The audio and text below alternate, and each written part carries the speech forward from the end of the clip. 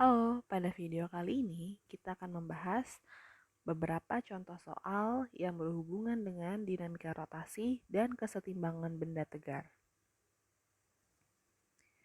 Yang pertama adalah momen gaya, di mana momen gaya adalah besaran yang menyatakan besarnya gaya yang bekerja pada sebuah benda sehingga mengakibatkan benda tersebut bergerak rotasi terhadap porosnya.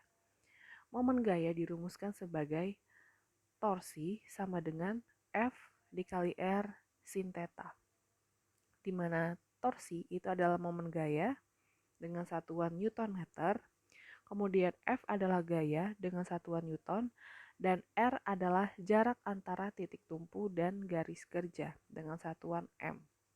Kemudian sin theta adalah sudut antara gaya dengan titik tumpu. Dalam keadaan setimbang, momen gaya atau sigma torsi itu sama dengan 0. Nah, ini adalah contoh soal untuk momen gaya. Di sini ada sebuah batang AD yang masanya diabaikan, diletakkan mendatar dan dikerjakan oleh 3 buah gaya, yaitu gaya B, gaya C, dan gaya D.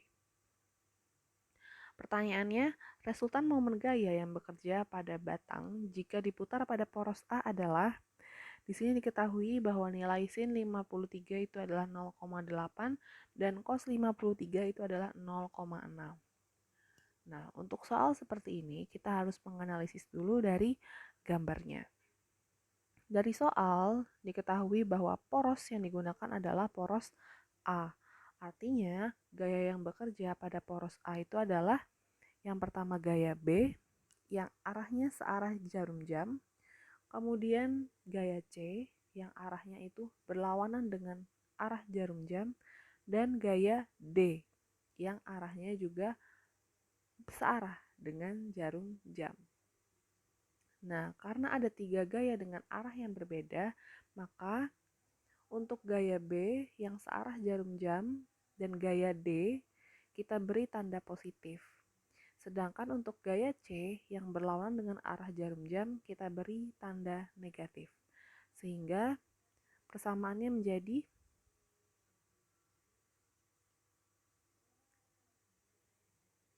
Nah, di sini rumus awalnya adalah torsi sama dengan F dikali R dikali dengan sin theta. Di mana sigma torsi A atau total momen gaya yang bekerja pada sumbu A itu adalah torsi B dengan nilai positif, kemudian dikurangi dengan torsi C dengan lambang negatif karena berlawanan dengan arah jarum jam, ditambah dengan torsi D. Nah, kemudian kita terjemahkan satu persatu untuk nilai torsinya. Untuk torsi B, F-nya itu adalah F1 yaitu 20 Newton. Kemudian R itu adalah jaraknya dari poros A yaitu 10 cm. Nah, di sini kita konversikan menjadi meter sehingga nilai R-nya adalah 0,1 meter. Kemudian sin theta itu adalah sudut yang dibentuk antara poros dengan gayanya F1. Dan di situ sudut yang terbentuk adalah 90 sehingga nilainya adalah sin 90 atau 1. Kemudian untuk torsi C dengan tanda negatif kita letakkan nilai F-nya F2 yaitu 10 akar 2 Newton. Kemudian R-nya jarak dari poros A itu adalah 10 cm tambah 10 cm, 20 cm.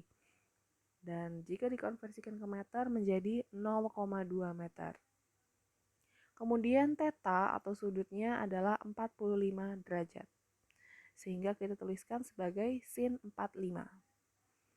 Kemudian untuk torsi D dengan tanda positif, gaya F3 itu adalah 10 Newton, kemudian nilai R atau jaraknya itu adalah 10 cm ditambah 10 cm ditambah 20 cm atau setara dengan 40 cm. Jika dikonversikan ke meter menjadi 0,4 meter. Kemudian sudutnya itu adalah 53 sehingga kita tuliskan menjadi sin 53. Kemudian kita kalikan 20 dikali dengan 0,1 hasilnya 2 Nm. Kemudian sin 90 itu adalah 1. Selanjutnya untuk torsi C-nya 10 akar 2 dikali dengan 0,2 dan sin 45 itu adalah setengah akar 2. Kemudian untuk torsi D 10 dikali dengan 0,4 itu adalah 4 Nm dan nilai sin 53 itu adalah 0,8. Kita kalikan semuanya sehingga diperoleh nilai 2 Nm dikurangi dengan 2 Nm ditambah 3,2 Nm.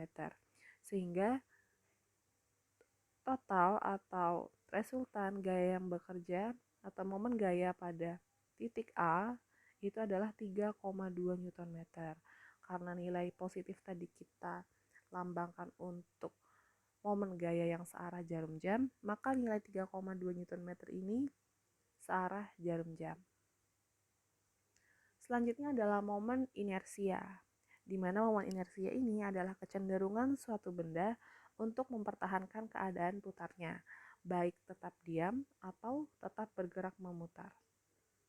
Momen inersia ini dirumuskan sebagai sigma M dikali dengan R pangkat 2, di mana I itu adalah momen inersia rotasi benda tegar dengan satuan kilogram meter pangkat 2, kemudian M itu adalah massa dengan satuan kilogram, dan R adalah jarak antara titik tumpu dan garis kerja dengan satuan meter. Nah, untuk benda yang berbeda maka akan digunakan konstanta untuk menghitung momen inersianya. Nah, di sini kalian bisa melihat ada beberapa benda seperti silinder pejal, silinder berongga, bola pejal, bola berongga, dan gambar-gambar yang lainnya. Nah, kita ambil di contoh soal. Nah, di sini ada sebuah batang homogen dengan massa 4 kg dan panjang 5 meter diputar pada sumbu O seperti pada gambar di bawah ini. Maka besarnya momen inersia batang tersebut adalah, nah dari gambar tersebut kita bisa ambil rumus yang paling ujung kanan atas, round about center, dengan I sama dengan 1/2 ml pangkat 2, di mana L itu adalah panjang dari batang tersebut. Baik, kita tuliskan lagi, diketahuinya L itu adalah 5 cm. Yang kita hitung dari 4 cm dari A ke O ditambah dengan 1 meter. Mohon maaf 4 meter ya, dari A ke O 4 meter, dari O ke B 1 meter, sehingga panjang total dari batang tersebut /5 meter. Kemudian massanya 4 kg. Nah, untuk momen inersianya kita dapat menghitung I sama dengan 1/12 dikali M dikali dengan L pangkat 2. Dimana 1/12 dikali 4 dikali dengan 5 pangkat 2, sehingga diperoleh hasilnya itu adalah 25/3 kg meter pangkat 2. Kemudian selanjutnya adalah momentum sudut, di mana momentum sudut ini hampir sama dengan momentum linear. Bedanya untuk momentum sudut itu dia diarahkan di sekitar titik pusat untuk benda yang berotasi. Dengan persamaan L sama dengan I dikali dengan omega, di mana L adalah momentum sudut dengan satuan kilogram meter pangkat 2 per second. Sedangkan momen inersia memiliki satuan kilogram meter pangkat 2, dan omega itu kecepatan sudut dengan satuan radian per second. Sedangkan untuk hukum kekekalan momentum sudut, sigma L sama dengan sigma L aksen, kemudian L tadi berasal dari persamaan I dikali omega, kemudian nilai I masih bisa kita jabarkan menjadi M R pangkat 2. Kemudian untuk contoh soalnya, misalnya ada sebuah piringan berbentuk silinder pejal dengan massa 2 kg dan jari-jari R yang berputar pada porosnya dengan kecepatan sudut 8 radian per second. Sebuah benda dengan jari-jari yang sama dengan piringan tersebut ingin diletakkan tepat di atas piringan, sehingga mereka akan berputar bersama. Pertanyaannya, kecepatan sudut sistem paling besar jika benda yang diletakkan di atas piringan berupa. Nah, pada soal ini kita harus memilih salah satu dari 5 benda yang bisa diletakkan di atas piringan silinder pejal yang akan menghasilkan nilai kecepatan sudut yang paling besar. Nah, langkah pertama yang kita lakukan adalah menuliskan apa saja yang diketahui dari soal. Yang pertama itu adalah masanya, massa piringannya, yaitu 2 kg, kemudian kecepatan sudutnya 8 radian per second, kemudian jari-jarinya. Nah, karena jari-jarinya yang digunakan itu sama, baik piringan maupun benda yang akan diletakkan di atasnya, maka kita tuliskan R1 sama dengan R2 sama dengan R, sehingga nilai atau konstanta yang kita gunakan itu adalah R. Kemudian ditanyakan benda yang menghasilkan omega atau momentum sudut yang paling besar. Nah, di sini kita analisis dulu kekekalan momentum sudut saat piringan pejal diputar sendiri dengan saat benda lain diletakkan di atas silinder pejal. Jadi L1 ini adalah kondisi atau keadaan ketika si piringan pejal tadi diputar sendiri. Sedangkan nilai L2 atau bisa juga kita tulis sebagai L aksen itu adalah keadaan ketika sebuah benda diletakkan di atas piringan dan mereka sedang berputar bersama-sama. Nah, di sini kita lihat lagi L1 sama dengan L2, kemudian L1 ini kita jabarkan lagi menjadi I1 omega 1, L2 menjadi I2 omega 2. Nah, kemudian untuk bagian L1 ini itu adalah keadaan ketika piringan diputar sendiri. Sehingga kita bisa jabarkan lagi nilai dari I-nya, I1 itu adalah setengah M1 dikali R kuadrat. Kita kalikan lagi dengan omega 1. Sedangkan untuk keadaan L2 itu ada 2 benda yang sedang diputar. Yang pertama itu adalah piringannya, yaitu setengah M1R kuadrat ditambah dengan benda yang belum kita ketahui. Sehingga kita tuliskan K M2 R pangkat 2 dikali dengan omega 2. Nah, nilai K ini nantinya akan kita cari satu persatu sesuai dengan benda yang sudah disebutkan di soal tadi. Selanjutnya, setengah M1R pangkat 2 dikali dengan omega 1 sama dengan omega 2R kuadrat. Kita keluarkan nilai R kuadratnya sehingga menjadi setengah M1 ditambah K M2. Kemudian untuk baris yang kelima, setengah kita masukkan nilai M1-nya sama dengan 2. Kemudian kita masukkan nilai omega 1-nya yaitu 8. Nah, untuk R-nya karena nilainya sama kita bisa coret untuk masing-masing ruasnya sehingga yang tersisa hanya variabel M, omega, dan K. Kemudian untuk ruas kanannya tersisa omega 2 dikali dengan setengah dikali M1-nya, kita masukkan nilainya 2 ditambah dengan KM2. Sehingga kita dapat peroleh nilai dari omega 2 atau nilai omega untuk benda piringan dan benda yang satu lagi menjadi 8 per KM2. Nah, kemudian nilai omega 2 sama dengan 8 per KM2 ini akan kita cobakan untuk masing-masing benda. Nah, kita simpan rumusnya di pojok kanan atas, omega 2 sama dengan 8 per KM2. Yang pertama untuk bola pejal dengan massa 1,2 kg, maka kita masukkan nilai K untuk bola pejal itu adalah 2 per 5.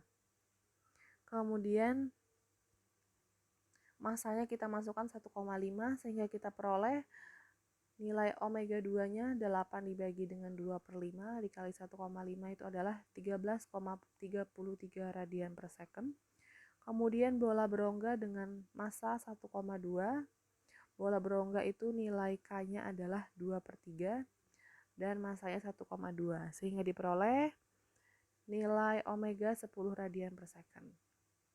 Kemudian untuk bola berongga dengan massa 1,05 kg diperoleh 11,42 radian per second. Kemudian untuk silinder tipis, nilai K-nya adalah 1. Nah, maka kita masukkan nilai K-nya 1, kemudian massanya itu adalah 1 kg dan diperoleh nilai omega 8 radian per second. Dan benda yang terakhir, silinder tipis berongga dengan massa 0,8. Kita masukkan lagi nilai K dan massanya sehingga diperoleh nilai omeganya adalah 10 radian per second. Nah, karena yang ditanya adalah nilai kecepatan sudut yang paling besar, maka yang paling besar adalah bola pejal dengan massa 1,5 kg karena dia menghasilkan kecepatan sudut sebesar 13,33 radian per second. Selanjutnya untuk kekekalan energi benda berotasi masih sama dengan kekekalan energi yang biasa, di mana EM atau energi mekanik itu sama dengan energi kinetik atau EK ditambah dengan energi potensial atau EP yang nilainya itu selalu konstan. Bedanya untuk benda yang berotasi, nilai energi kinetiknya dijabarkan lagi menjadi mv kuadrat ditambah I omega kuadrat, di mana mv kuadrat ini adalah kecepatan linearnya, sedangkan untuk I omega kuadrat itu adalah gerak rotasinya. Ditambah dengan energi potensialnya masih sama, M kali G kali H, dan nilainya itu selalu konstan. Kita ambil contoh, misalnya sebuah silinder berongga dengan I sama dengan mr kuadrat bergerak menggelinding tanpa tergelincir. Bergerak mendaki pada bidang miring kasar dengan kecepatan awal 10 meter per second. Bidang miring itu memiliki sudut elevasi alfa dengan tan alfanya 0,75. Jika kecepatan benda itu berkurang menjadi 5 meter per second, maka jarak pada bidang miring yang ditempuh adalah, nah untuk soal yang ini kita gambarkan dulu. Nah, kita lihat gambarnya dulu di sana. Posisi awalnya bola atau benda itu berada di bawah bidang miring. Kemudian dia diberi kecepatan 10 meter per second untuk bisa naik ke atas pada posisi B dengan ketinggian H. Nah, yang ditanyakan itu adalah jarak yang ditempuh oleh si benda. Nah, kita lihat di sini berlaku hukum kekekalan mekanik, di mana energi mekanik pada posisi A itu sama dengan energi mekanik pada posisi B. Kita jabarkan dulu nilai energi mekanik itu adalah energi kinetik ditambah dengan energi potensial. Nah, kita lihat lagi untuk baris yang ketiga persamaannya, energi kinetik rotasi ditambah dengan energi kinetik translasi. Nah, sedangkan untuk energi potensialnya dia belum ada karena dia berasal dari dasar lantai sehingga dia belum memiliki nilai H, belum memiliki nilai ketinggian. Sehingga yang dituliskan untuk ruas A hanya energi kinetiknya, yaitu energi kinetik rotasi dan energi kinetik translasi. Jadi energi kinetik rotasi itu adalah gerakan bola yang menggelinding. Sedangkan energi kinetik translasi itu adalah gerakan bola yang bergeser mulai dari bawah sampai ke atas.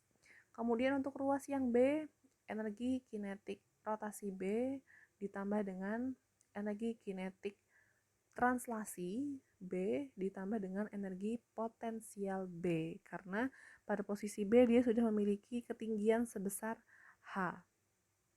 Nah, sebelumnya diketahui tadi ya bahwa nilai kecepatan awalnya atau nilai kecepatan pada posisi A itu adalah 10 meter per second. Kemudian untuk posisi B dia sudah berkurang kecepatannya menjadi 5 meter per second. Nah, kemudian rumus I tadi adalah mr kuadrat. Maka kita masukkan persamaannya untuk energi kinetik rotasi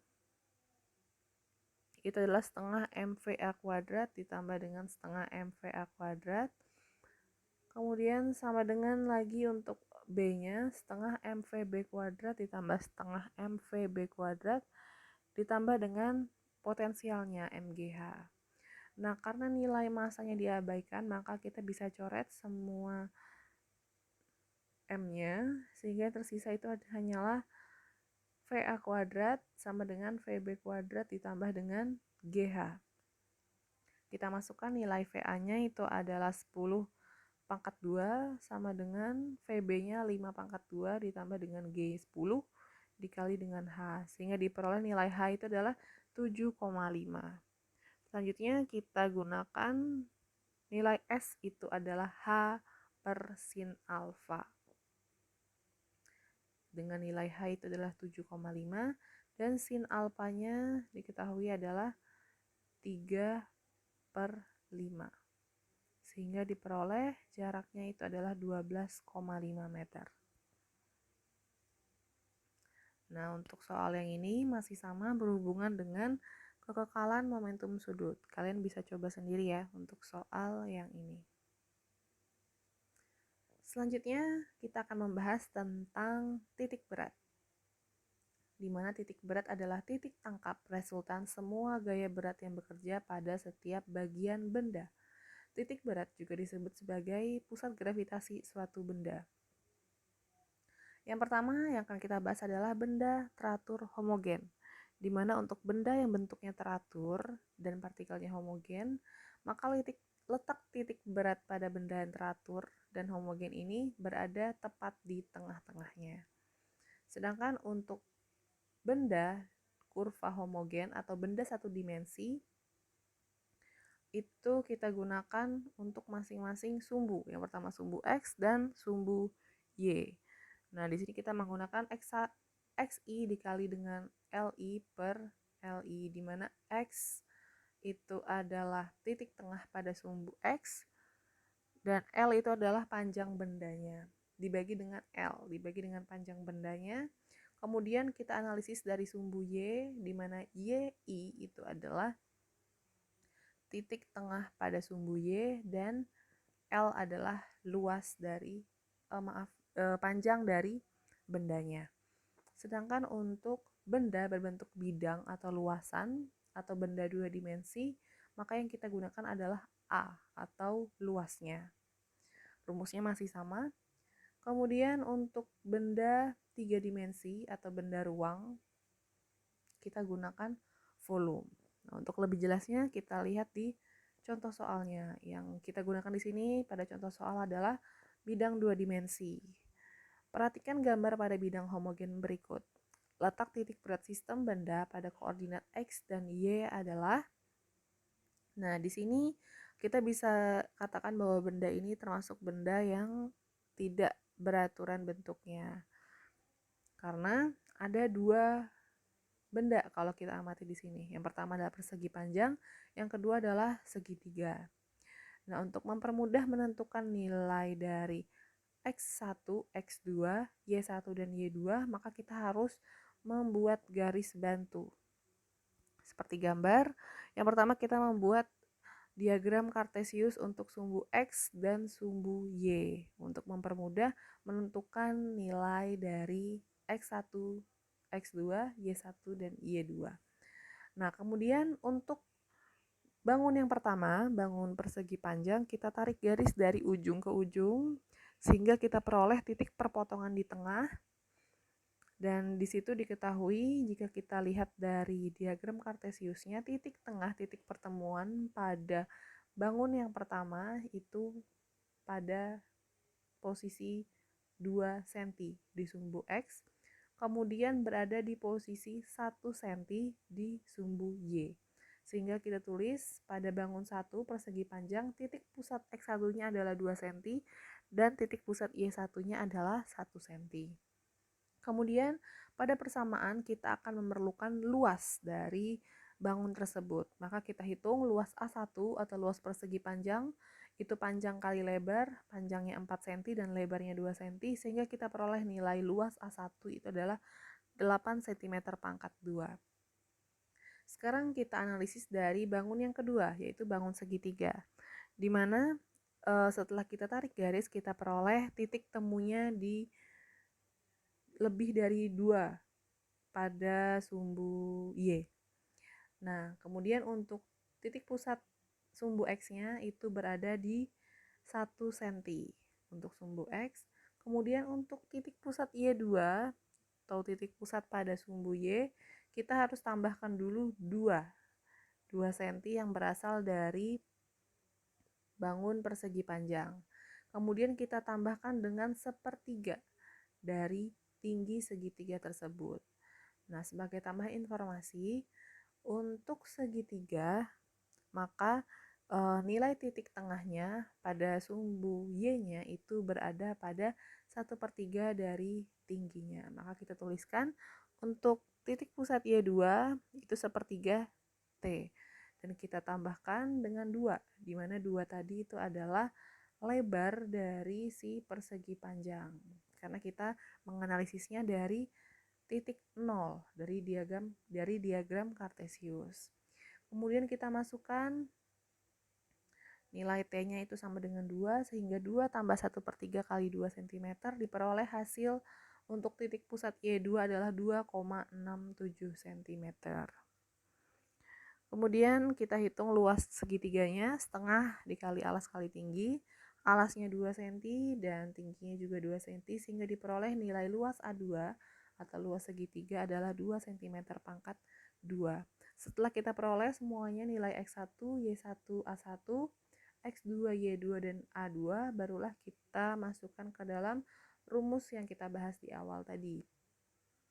Nah, yang pertama kita analisis dulu dari sumbu X-nya atau X0. Kita masukkan rumusnya X1A1 ditambah X2A2 per A1A2 karena ada 2 bangun ya, bangun persegi panjang dan bangun segitiga. Kita masukkan nilai X1 tadi adalah 2, A1-nya 8, kemudian X2 atau X pada bangun kedua itu 1, dan A2-nya atau luas bangun kedua adalah 2 dibagi dengan A1 tambah A2 atau 8 tambah 2, sehingga diperoleh nilai 1,8 cm untuk sumbu X. Kemudian untuk sumbu Y, Y1 kali A1 ditambah Y2 kali A2 per A1 tambah A2. Kita masukkan nilai Y1-nya tadi 1 cm, kemudian luasnya masih sama 8. Kemudian Y2 2,67 dan A2 juga masih sama, yaitu 2, dibagi dengan 8 tambah 2, sehingga diperoleh nilai 1,3 cm. Jadi titik berat untuk bangun tersebut adalah 1,8 untuk sumbu X-nya dan 1,3 untuk sumbu Y-nya. Baik, demikian pembahasan soal pada bab berikut ini. Jika ada pertanyaan atau saran, kalian bisa tuliskan di kolom komentar. Terima kasih.